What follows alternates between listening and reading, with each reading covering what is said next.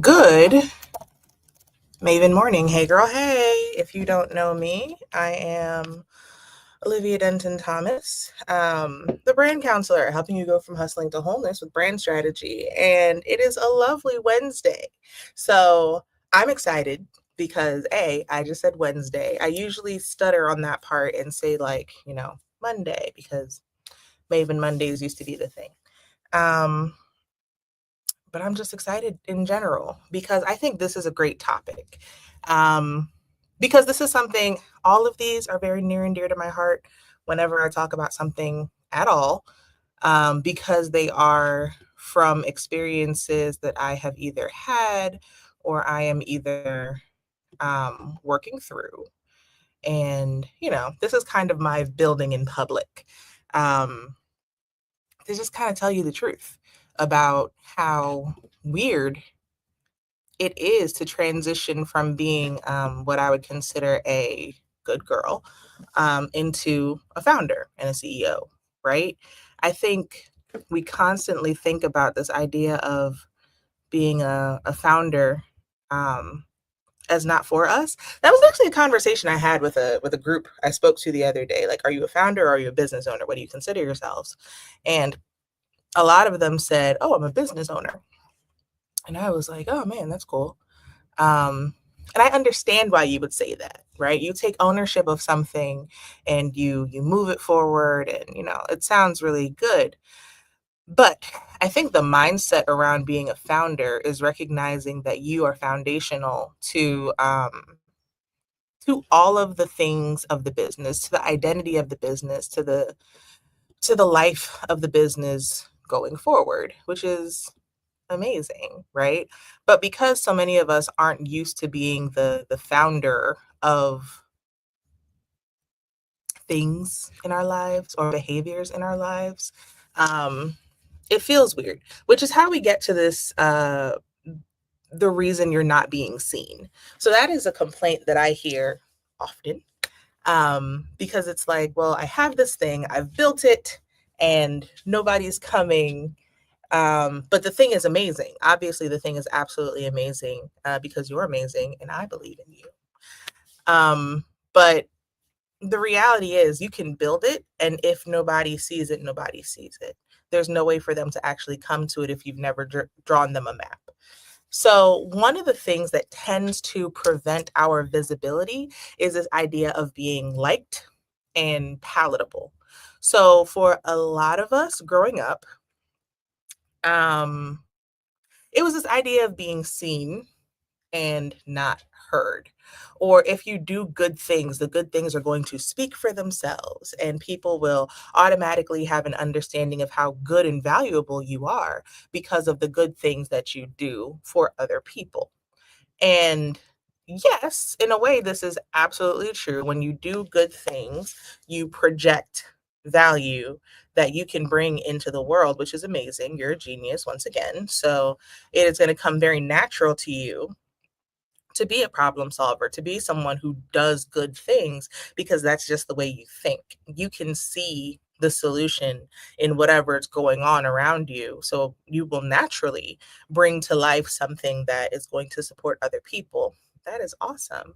But there's this conversation around humility that makes it seem like, well, if you are doing something good, you are not supposed to talk about it. You are only supposed to let other people praise you. You're only supposed to let other people, you know, talk about you to other people, recommend you, all those different kinds of things. But it, you're a founder. It doesn't work that way, right? Because we're not just talking about you as an individual or you in regards to your family or doing justice and loving mercy, right? Like, we're not just specifically talking about the ways that you can just like be a good person in life. We're talking about the ways that you can actually help people to become better within their lives and within their businesses in a way that is both transformational and transactional. I often talk about things being transformational, and I think that is extremely important for us to recognize that the thing we do is supposed to transform people from, their pain point into or closer to their aspiration, right? Like we are taking them on a journey, a hero's journey, if you will. Um, but there is a transaction that is involved. And in one respect, it's money. In another respect, it's time and attention, right? So the first transaction we are actually like putting forth is their attention. So the way we get their attention is by talking about how amazing we are at getting them from point A to point B or wherever you're going in their spectrum of points, right? They don't know that you can do it. They don't know that you have previously done it. They don't know that you even understand their problem well enough to give it a fancy name and like let them know that you understand what it is that they're doing, right? Or what it is that they're struggling with. There are a lot of people that are struggling and they don't know that anyone else can understand that a struggle is going on within them, right? So that's what we research for. That's what we, create our problem statements for. So we can say to them, "Hey girl, I see you," or "Hey person, I see you." I see you. And there is something that I have for you that's going to bring you to the other side. But oftentimes, the thing that is preventing us from saying this is this idea of being seen and not heard, or that our good will speak for us. We have to speak for our good, right? The things that we've done, we have to actually say it. We have to let people in to this idea that we can bring them to a better place because we can, right? So if I'm a firm believer that like if we're doing something, if we're building a business, if it's been put on your heart to build a business, let me slow down and say it that way, that it is likely based in a calling that you have, right? Something that is so natural to you, something that is just going to like come out of you easily. Um, and if you have that calling, that means there is somebody there who is waiting to hear from you. But whoever in your life told you that you were too much or that you were not enough, they were stifling that calling before you even recognized that it existed in your life, right? So there is some unlearning that has to happen. You have to unlearn quietness, right? I'm talking about projected quietness, not necessarily personal quietness. Obviously, personal quietness matters a lot.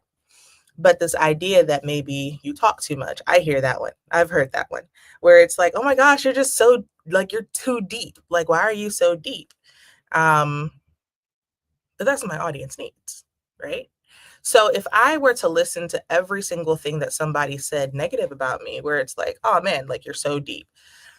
Well, how would I then get my audience to the place where they recognize that branding is a lifestyle choice and it requires them to dig into parts of their childhood and parts of their life that make them pull back and freeze so that they can't say the things that are real and the things that are actually going to help their audience move forward. Someone needs that depth of understanding or that depth of curiosity because, baby, I don't understand a lot, but I'm very curious. I have questions.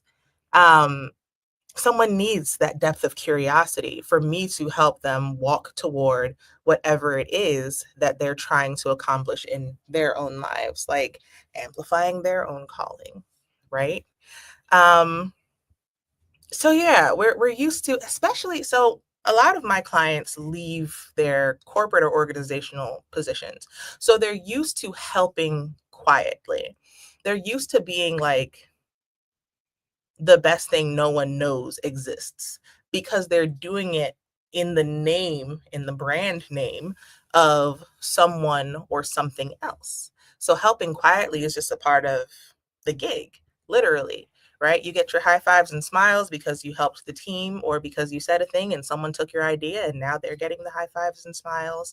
Um, but like that's really just the culture of working with another company. Now, does that mean it's bad to work for another company? That's not at all what I'm saying.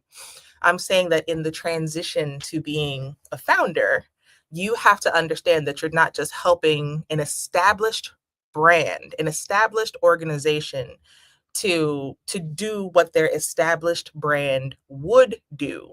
You are establishing your own brand, which means you have to establish a personality. You have to establish expectations. Your mission, your vision, and your values need to actually go out there into the world to create an expectation for what people can like see from you, right? You are the founder, the foundation. So you're not just walking in somebody else's like very established or somewhat established like identity. You're walking in your own established identity, which begs the question, have you established your identity?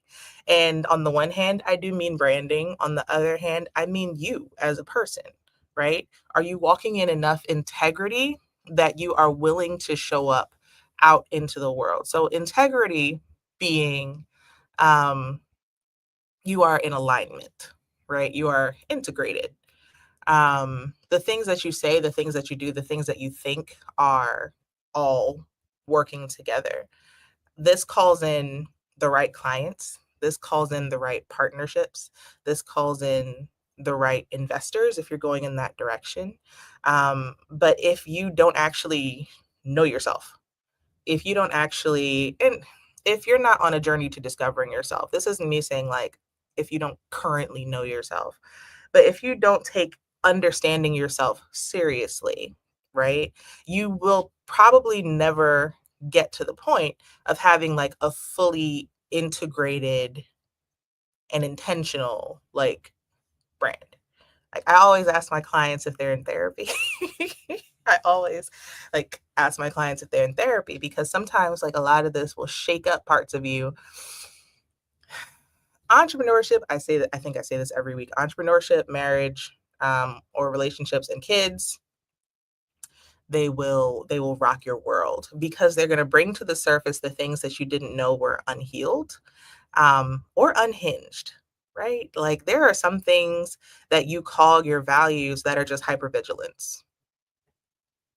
That's you overcompensating for thinking that people need more or less from you because someone in your past made you feel like you were too much or not enough, right? Like it comes to the surface because the thing that you're doing is it's kind of triggering. Like it's important, it's beautiful, but it's also like it's hard because it touches on everything that makes you feel perceived, right? When you feel perceived, when you have a fear of being perceived, you freak out and you cloister. So there's a lot of like emotional labor to do in doing all of this. And if you're not doing this, you are going to hide. You're not going to get on LinkedIn and talk about the things that are going to help your audience. You're not going to make the posts on, Instagram or Twitter or wherever your audience actually hangs out. In fact, you might do some things to say that you've done things. You might write the blog, right? To say that you've written the blog, but you'll never share it. But writing it made you feel like you did something. You can say that you wrote the blog. You can say that you are taking action because you did something, but you're not strategically taking action because you didn't take the next step of exposure, right? I know you have things. I know you have like content. I know you have ideas. I know you have products. You have so much stuff. You know how I know? Because I have a ridiculous backlog. I have a ridiculous backlog of stuff over the last 13 years that I haven't spoken about because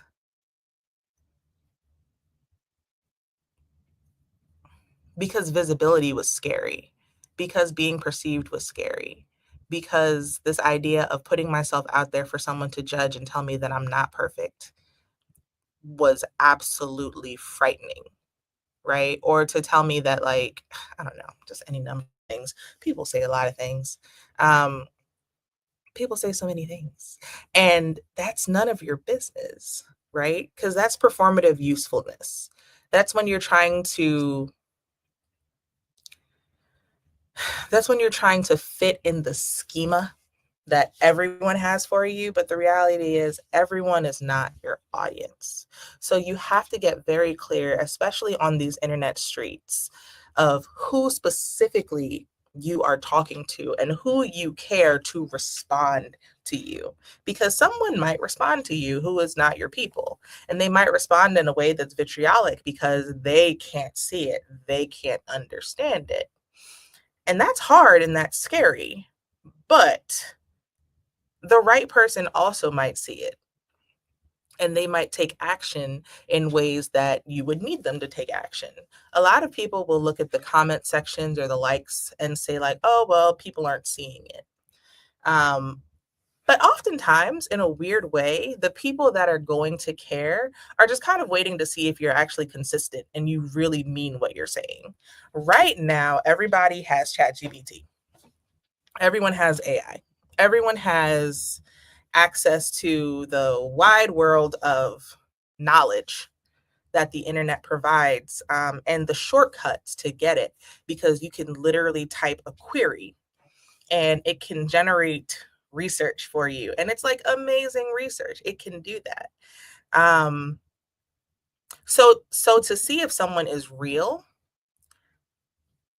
people are looking at your consistency, the consistency of your message, the consistency of your ideas, the consistency of whether or not you're willing to show up, both on script and off script, right? Because right now you can pretend very easily to be an expert.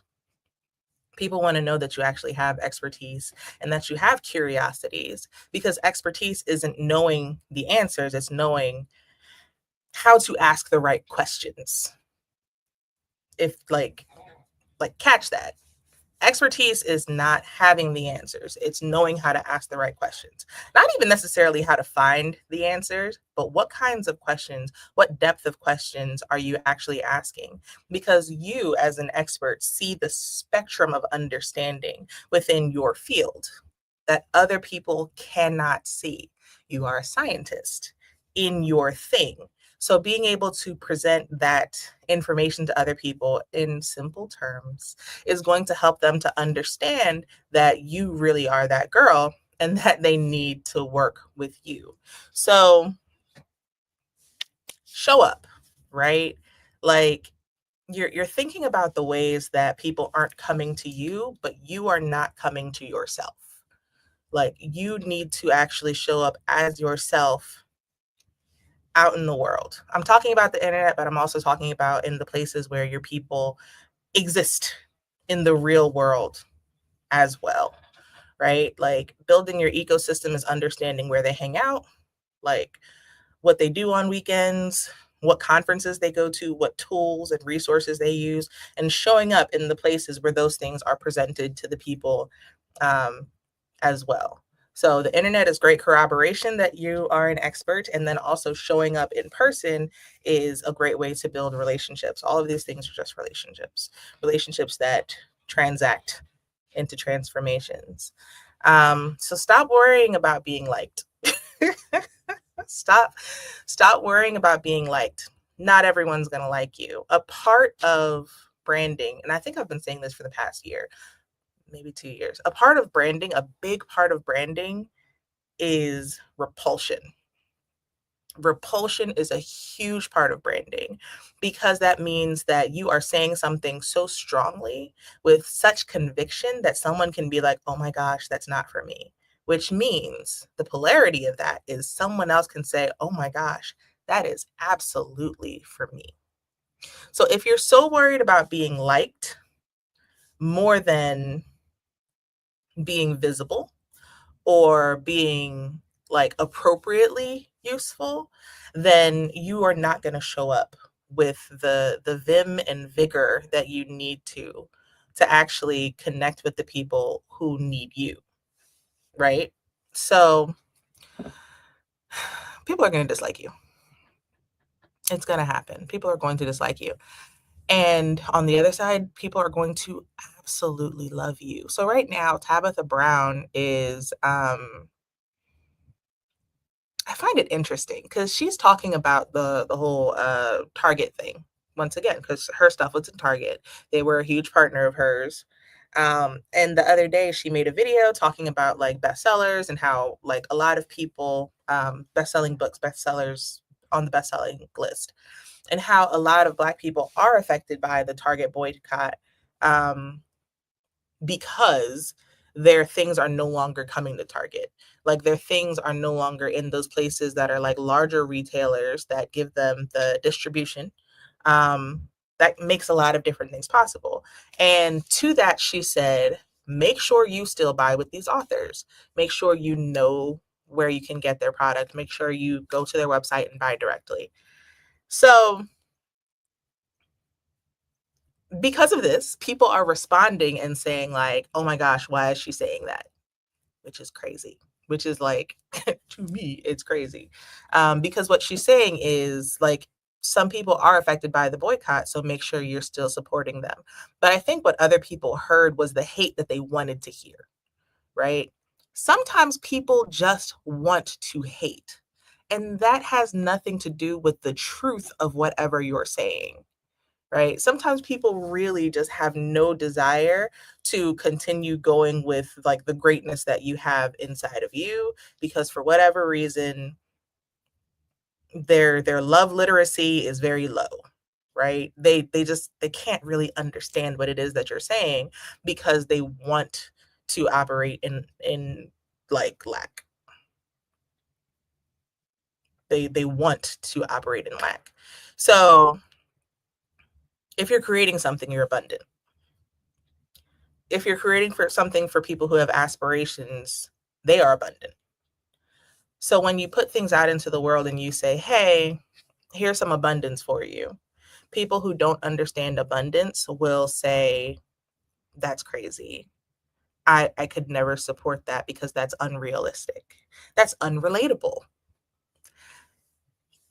That's not the point. The point is relating to your future self, not to your current self. But some people only want to stay related to their current self and not to their future selves. Um, yeah, yeah. So you don't have to help quietly. You can help loudly. You can tell people what you've done, who you've worked with. Share your testimonials, share your case studies, share all of the cool things you do, share how you do it, right? Have days where you're just like, this is the behind the scenes, and share your struggles, right? Tell people that, hey, maybe I'm transitioning and things are actually quite hard and scary, right? Share all of the things. I guess you'd call it building in public, right? Like, especially if you were newer. Um, that's how people get to know the energy of your brand, to get to know the energy of the founder. And then the individuals that you bring onto your team, they get to know them. And then they continue to see if you guys are one big happy family or not, right? Like, and whether or not they want to join your tribe. Um, Stop worrying about being liked. Stop worrying about being liked.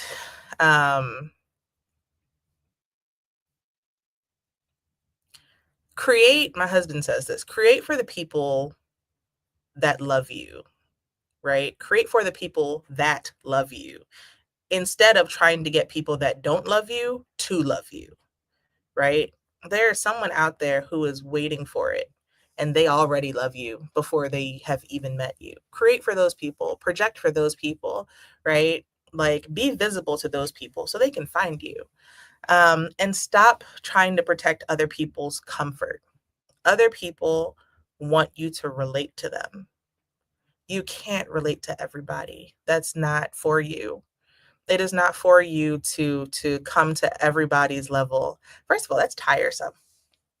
There's a lot of levels. There are a lot of levels. So trying to like hit every single level all the time it's a lot of work, right? You can't do that. But you can be present. You can own your presence. You can own the level that you're on and the level that you're pushing other people to, or walking other people to, you know, because people have to make choices for themselves about where they're going, right? Like you can project the co-proprietorship of life, right? Like, I am here to build life with you, and you can project that. And those who want to be co-proprietors with you, they can join along, but they can't join if you keep trying to be on everyone's level. There's nothing here to join. You're spread way too thin, right? You're spread too thin because you're trying to make sure that everyone like feels something because you are saying something. Not everyone's going to feel something. Not everyone can even hear it, right? My dad and I were talking the other day about frequencies, sound frequencies. He said that he perforated his eardrum. He perforated his eardrum, and while he was trying to play keys, um, one of the notes just it didn't sound right. It did not sound right because he wasn't vibrating. Like his eardrum literally wasn't vibrating at the appropriate frequency to even hear it. So he had to wait until he had healing to even hear the appropriate frequency. It wasn't available to him until he had literal physical healing, right? A lot of people cannot hear what you're putting out, cannot hear properly what you're saying. They think you're cursing at them um, because they literally can't vibrate to your frequency. And that's a them problem.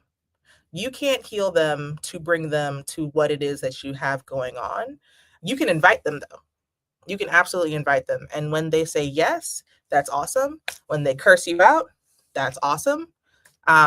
It gives you a really clear understanding of what to do next, which is like move on, right? But if they're not vibrating physically, like on that same frequency, if they have a different level of understanding of what you're doing and what they need, it's just not going to work. That's not your people. Keep it pushing. Keep it pushing. It's so important to find the people who already get you and love you. Trying to convert people is exhausting. It is exhausting. It is exhausting. But I think so many of us were trying to convert our families growing up, right? Like in one way or another. Our families, our teachers, like people in our communities, because there's the foundational need to be welcomed into a community for the sake of safety, for the sake of protection. So that is kind of like a habit that a lot of people have where it's like, oh, I have to create safety through acceptance. Everyone's not your people. Everyone's not your people. You will create safety through acceptance, but not with everyone, right? And you can't convert everyone to believe that you are actually valuable. It's not what's going to happen. So stop wasting your time. Stop wasting your time. And I promise you, you're going to have so much more like energy and freedom to actually show up as yourself, as the person that will attract the opportunities, the people, the cash flow, the press, right? People love press, the press, whatever that looks like, the partnerships, um, because there is alignment there. Like there's actual alignment where people understand what you're saying, they already love what you're saying, and they're really trying to go along for the ride with you, which is so exciting. Like I love that. It's really fun. Um, so that's that on that. I hope you have an amazing day. And I have, oh, next week is my birthday. Whoop, whoop. And because it's my birthday, I am having a webinar, No More Flustered Hustling, brand strategies for profit and peace. I love peace. I love peace because I think peace is functional. I think peace is an invitation to things operating with purpose. So I think brand strategy is that. So I'm having that webinar next week. I will drop it into the comments. I would love to see you there. That would be amazing. And until then, have a great day and a good Maven morning. All right. Stay intentional. Keep flourishing. Bye.